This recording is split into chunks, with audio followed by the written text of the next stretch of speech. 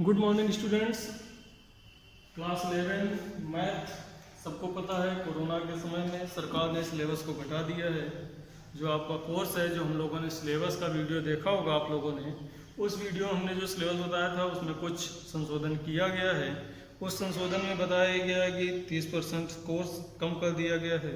उसकी चर्चा हम लोग एक वीडियो के माध्यम से करेंगे। पूरी क्लास कल या परसों आपको मिल जाएगी, जिसमें पूरी विधिवत चर्चा की जाएगी क्या हमको क्या क्या पढ़ना है और क्या क्या नहीं पढ़ना है। तो चूंकि इकाई एक आपके कोर्स में अभी भी बनी हुई है समुच्चय की, तो समुच्चय में हम लोगों ने एक्सरसाइज 1B कंप्लीट कर रखी है।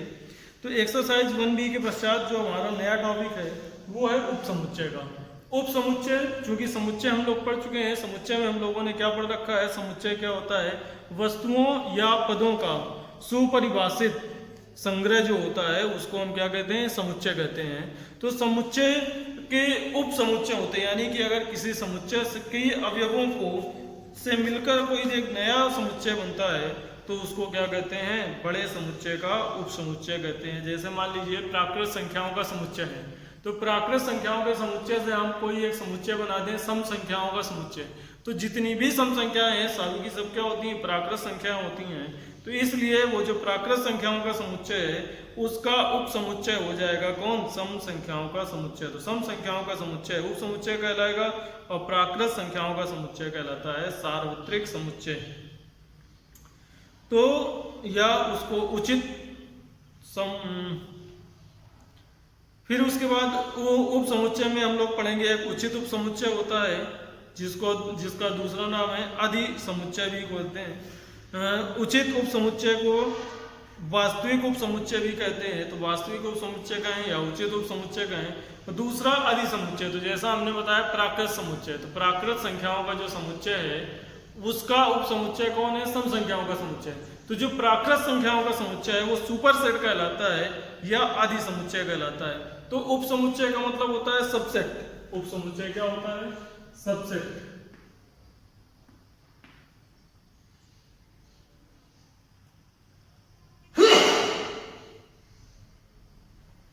उप समुच्चय होता है सबसेट। उप समुच्चय जब सबसेट होता है तो जैसे कोई संख्या समुच्चय है कैपिटल ए, मान लीजिए वास्तविक संख्याओं का समुच्चय है,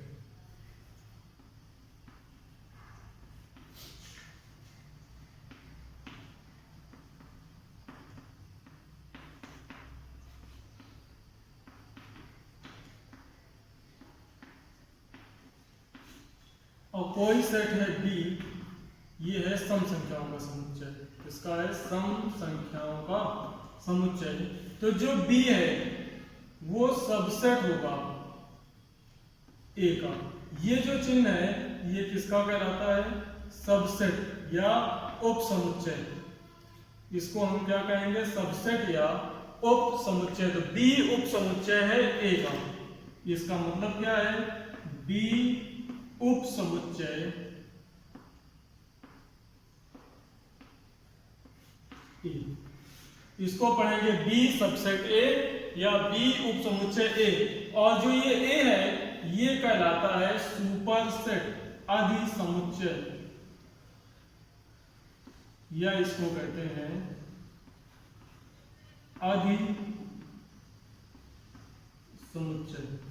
तो सुपरसेट या अधि समुच्चय है बी सबसेट ए, और सुपरसेट कहलाएगा ए, सबसेट कहलाएगा बी। उप समुच्चय हम बी को कहते हैं, आदि समुच्चय ए को कहते हैं। इसकी परिभाषा लिख लेते हैं।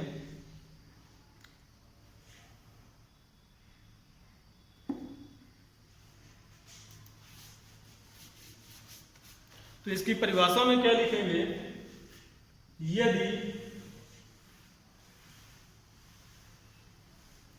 यदि समुच्चय कैपिटल ए का, यदि समुच्चय कैपिटल ए का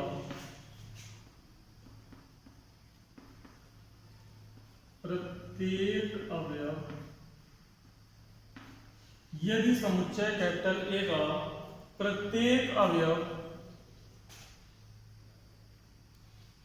समुच्चय बी का अवयव हो,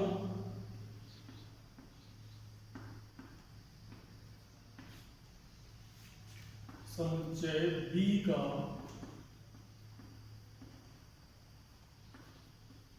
अवयव हो तो ए को बी का उपसमुच्चय कहते हैं। तो ए को बी का उपसमुच्चय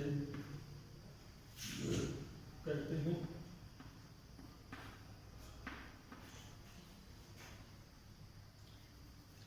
इसे ए सबसेट बी से प्रदर्शित करते हैं।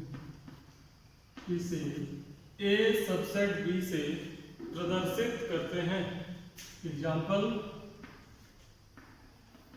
ए बराबर ए ई आई ओ यू स्वर का समुच्चय, और बी बराबर है A B C D dot dot कहां तक, जेड तक। तो अगर बी बराबर है A B C D dot dot Z तक, तो ये जो समुच्चय कहलाएगा, यहाँ पे जो ए है, ए के सारे अवयव ए ई आई ओ यू किसमें उपस्थित है, बी में। तो ए सबसेट होगा किसका, बी का, यानी कि ए उप समुच्चय है बी। तो ये हो जाएगा उप समुच्चय। ए के अगर सारे के सारे अवयव बी में उपस्थित हों, अगर किसी समुच्चय ए के सारे अवयव समुच्चय बी में उपस्थित हों, तो उसको हम क्या बोलते हैं, उप समुच्चय, उसको कहते हैं उप समुच्चय। नेक्स्ट बात करते हैं उप समुच्चय के बाद वास्तविक या उचित उप समुच्चय।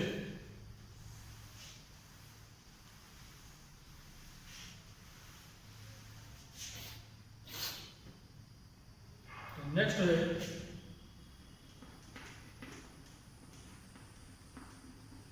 वास्तविक या उचित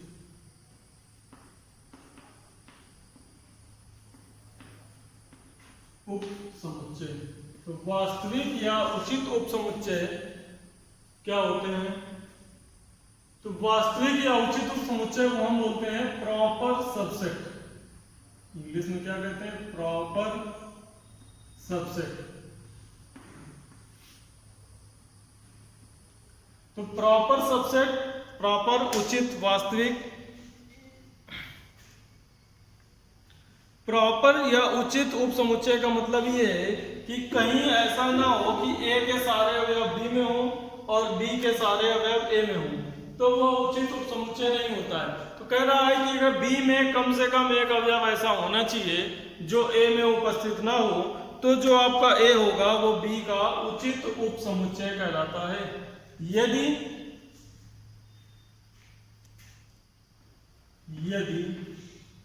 ए उप समुच्चय बी, यदि ए सबसेट बी है और बी में कम से कम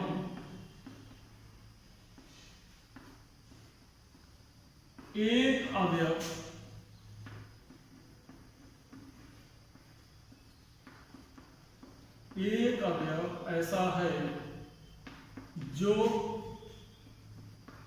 ए में नहीं है,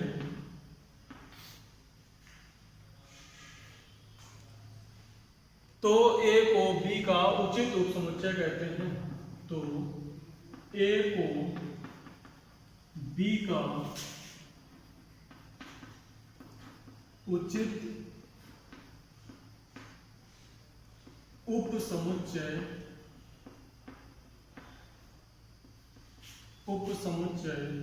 कहते हैं।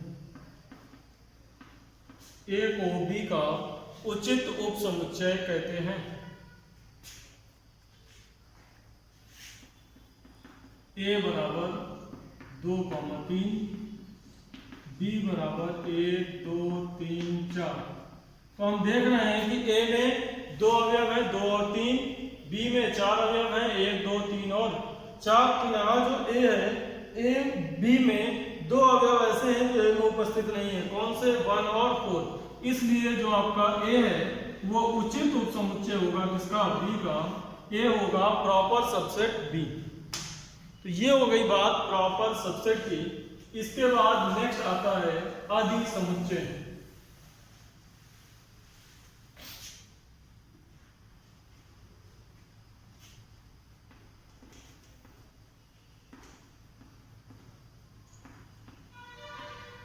अधिसमुच्चय को कहते हैं सुपरसेट। सुपरसेट का मतलब हमने बताया ए अगर सबसेट है तो बी उसका क्या कहलाता है? सुपरसेट। यदि ए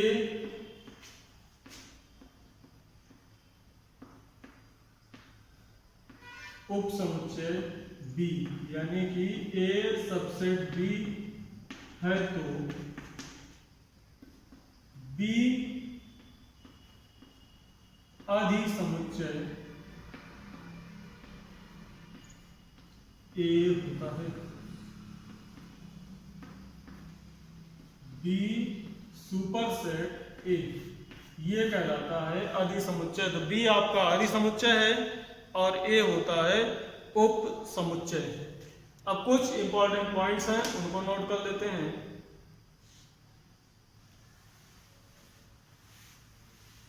महत्वपूर्ण तथ्य नंबर फर्स्ट,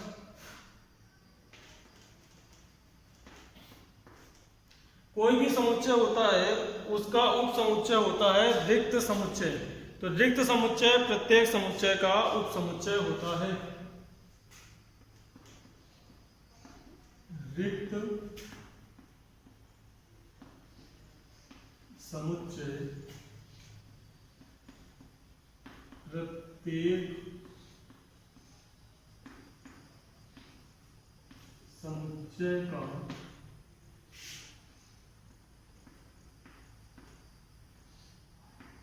उप समुच्चय।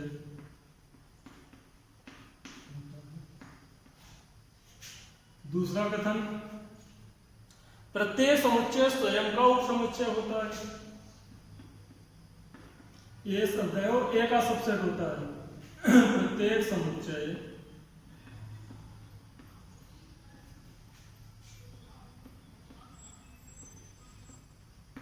स्वयं का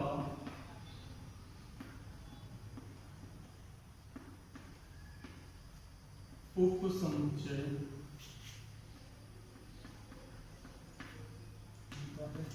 प्रत्येक समुच्चय स्वयं का उप समुच्चय होता है और रिक्त समुच्चय प्रत्येक समुच्चय का उप समुच्चय होता है। तीसरा कथन है, यदि A subset or equal to B व B subset or equal to A, तो ए बराबर बी, यानी कि ए और बी क्या होंगे? समान समुच्चय होते हैं। ए सबसेट हो बी का, बी सबसेट हो ए का, तो ए बराबर बी होता है। नेक्स्ट नंबर 4, यदि ए सबसेट है बी का व बी सबसेट है डी का, तो ए सबसेट होगा डी का। यानी कि ए उप समुच्चय हो बी का, बी उप समुच्चय हो डी का, तो सबसे बड़ा सेट हो जाएगा डी, इसलिए ए बी क्या हो जाएगा? उप समुच्चय हो जाएगा किसका? डी का। और लास्ट पॉइंट है नंबर 5,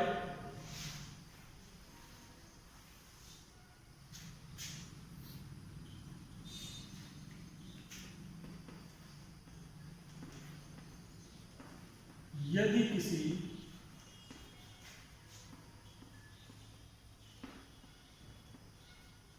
किसी समुच्चय में अवयवों की संख्या n हो,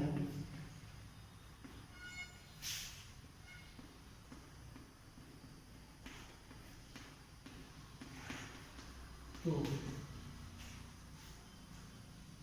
सभी संभव उप समुच्चयों की संख्या, तो सभी संभव